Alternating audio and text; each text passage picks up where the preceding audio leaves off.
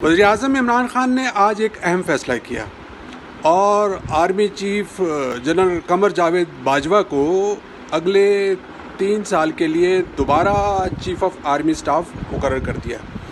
अगर सूरत हाल देखी जाए, ख़ास करके पाकिस्तान और भारत के सरहदों के ऊपर जो सूरत हाल है उसको देखा जाए,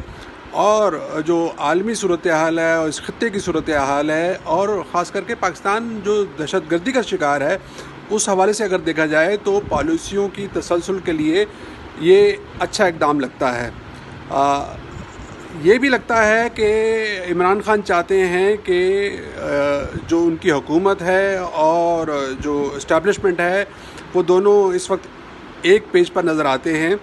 और वो ये सिलसिला जारी रखें ताकि पॉलिसियों की तसलसल से मुल्क को किसी सूरत जो है वो मुश्किलात से निकाला जाए। हालांकि ये अभी ज़रा मुश्किल नज़र आ रहा है, क्योंकि 1 साल की जो परफॉर्मेंस है उस हवाले से अगर देखा जाए तो इमरान खान की हुकूमत की जो कारकर्दगी है वो खासी ख़राब है। ताहम ये फ़ैसला कदरे जो लगता है कि वो बेहतर है, ताहम ये आइंदा आने वाले दिनों में ये साबित करेगा कि ये वाकई बेहतर है या नहीं है। लेकिन अगर माजी में देखा जाए तो इमरान खान जब जनरल कैनी की एक्सटेंशन हुई थी, पाकिस्तान पीपल्स पार्टी ने और आसिफ अली जरदारी की हुकूमत ने उनकी एक्सटेंशन की थी, यूसुफ रज़ा गिलानी उस वक्त वज़ीर-ए-आज़म थे, तो इमरान खान ने